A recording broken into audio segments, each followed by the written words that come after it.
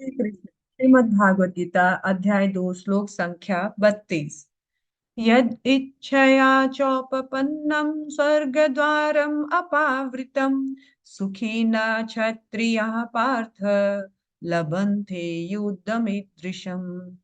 हे पार्थ, वे क्षत्रिय सुखी है जिन्हें ऐसे युद्ध के अवसर अपने आप प्राप्त होते हैं, जिससे उनके लिए स्वर्ग के द्वार खुल जाते हैं। एक्चुअली जो पुण्य कर्म करते हैं, ऐसे सकाम कर्मियों का जो जीवन का लक्ष्य होता है वो होता है कि हमें अंत समय में स्वर्ग की प्राप्ति हो।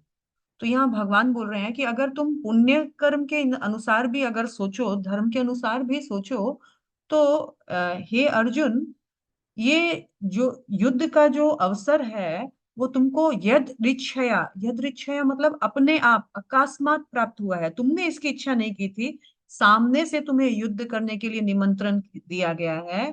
तो ऐसे युद्ध में भाग लेना बड़े भाग्यशाली क्षत्रियों के लिए ही सौभाग्य ये प्राप्त होता है, क्योंकि ऐसे युद्ध में, धर्म युद्ध में भाग लेने से स्वर्ग का द्वार खुलता है। जो ऐसे युद्ध में भाग लेता है वो तो सुखी है। तुम कैसे बोल सकते हो कि मुझे कुछ सुख ही नहीं प्राप्त होगा?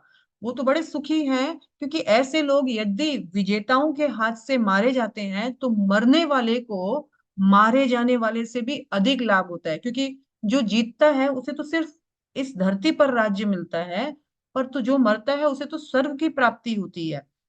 तो अगर ये भी मरेंगे तो इन्हें स्वर्ग मिलेगा, और अगर तुम इनके हाथे से मरते हो तो तुम्हें भी स्वर्ग मिलेगा। नुकसान कहीं भी नहीं है। स्वर्ग की प्राप्ति तो निश्चित ही है इस युद्ध में, दोनों पक्ष में। और दूसरी बात भगवान ने बताया कि क्योंकि ये धर्म युद्ध है, इस न्याय युद्ध से विमुख होने के कारण तुम्हें पाप लगेगा, जो कि तुम्हारे लिए बिल्कुल उचित नहीं है। इसीलिए हे अर्जुन, तुम यथासंभव युद्ध करो और जो भी हो, चाहे राज्य हो या स्वर्ग हो, प्राप्त करो।